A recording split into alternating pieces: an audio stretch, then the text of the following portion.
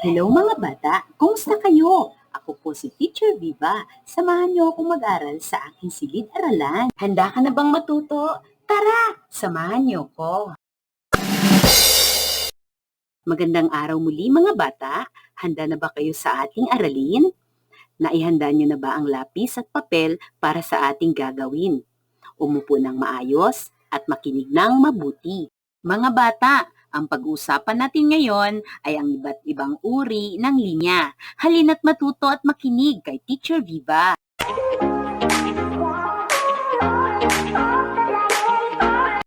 May iba't ibang uri ng linya.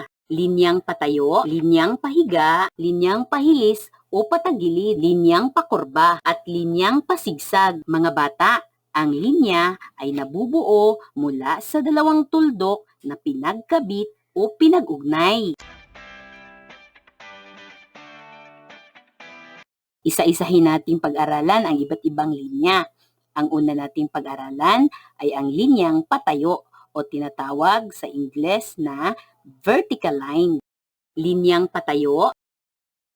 Ang linyang patayo ay ginuguhit mula sa taas pababa.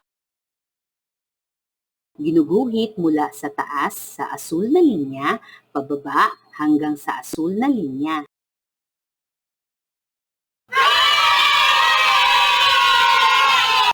Ngayon mga bata, kunin ang inyong libro at subukan ninyong iguhit o bakatin ang linyang patayo. Simulan na natin iguhit.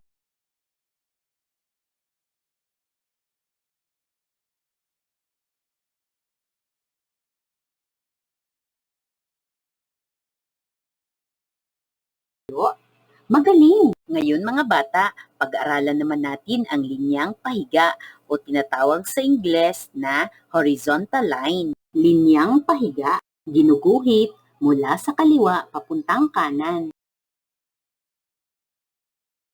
Ngayon mga bata, kunin muli ang iyong lapis at papel at magsanay magsulat ng linyang pahiga. Simulan natin.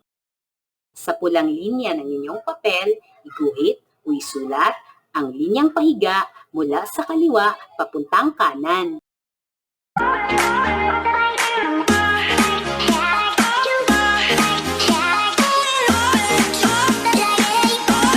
Sulat niyo ba ng maayos ang linyang pahiga?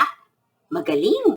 Ngayon mga bata, nalaman natin kung paano isulat ang linyang patayo at linyang pahiga.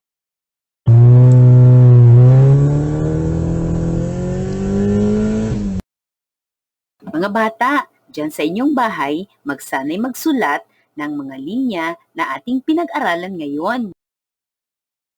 Sa susunod, pag-usapan naman natin ang linyang pahilis, linyang pakurba, at linyang pasigsag.